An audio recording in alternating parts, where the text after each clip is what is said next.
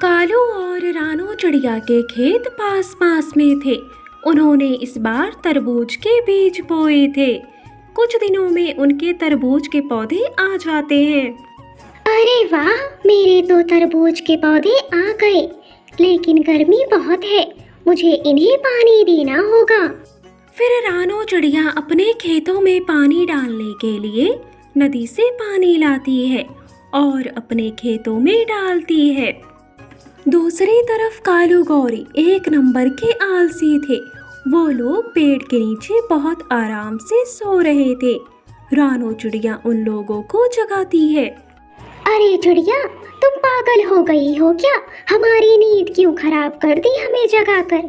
अरे कालू गौरी, जरा अपनी खेत की हालत देख लो, मिट्टी पूरी की पूरी सूख गई है, पानी की जरूरत है उसे।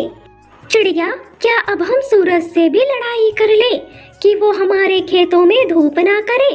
अब जाओ यहाँ से, हमें सोने दो। अरे गौरी, ये तुम किस तरह बोल रही हो? मैं तो तुम्हें बस इतना कहने आई थी, तुम्हारे खेत सूख रहे हैं, अपने खेतों में पानी दे दो। फिर रानू चिड़िया वहाँ से चली जाती है। गौरी को भी कालू से कहती है, अरे कालू, अब क्या हमें पानी लाना पड़ेगा इतनी तेज धूप में नदी से? इससे अच्छा तो हम तरबूज चुरा के ही खा लेते। अरे गौरी, ज्यादा पैसे तो तुमको ही कमाने हैं, तो मेहनत तो करनी ही पड़ेगी। देखो, चिड़िया भी तो इतनी धूप में मेहनत कर रही है। अब चलो नदी पर पानी लाने। गौरी को भी मेहनत नहीं करना चाहती थी।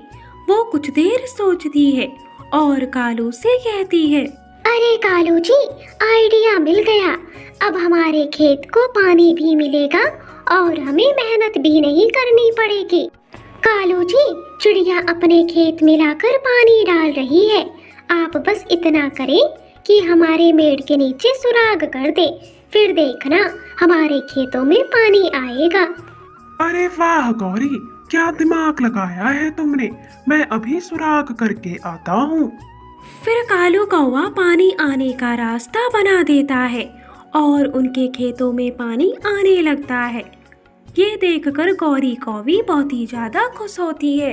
अब तो मैं बहुत ही सुकून से सोऊंगी, क्योंकि अब मुझे कोई चिंता नहीं है अपने खेतों की। फिर कालू गौरी आराम से पेड़ के नीचे सो जाते हैं।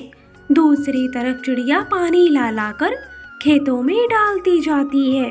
वो लगातार शाम तक पानी डालती है। कालू गौरी उठ जाते हैं। चलो कालू, पानी से तो अब हमारा खेत भर गया है, अब हमें कोई चिंता नहीं है। ऐसे ही कुछ दिन बीत जाते हैं। चिड़िया के बेलों में फूल आ चुके थे।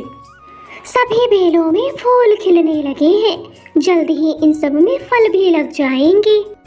गौरी बहन, हमारे तरबूज के बेलों में फूल आ गए हैं, अब हमें दवा का छिड़काव करना होगा। अगर हमारे पेड़ों में कीड़े लग गए तो हमारे तरबूज मीठे नहीं होंगे। तुम जाकर अपने तरबूज के बेलों पर दवाई छिड़को और हमें सोने दो। फूल लगे हैं तो तरबूज भी अपने आप आ जाएंगे। चिड़िया, तुमको कोई और काम नहीं है क्या, जो मुंह उठाकर हमें जगाने चली आती हो? जाओ, जाकर अपना काम करो और हमें सोने दो चैन से। फिर चिड़िया उदास होकर वहाँ से चली जाती है और अपने खेतों में दवा के छिड़काव करने लगती है। ऐसे ही कुछ दिन बीत जाते हैं।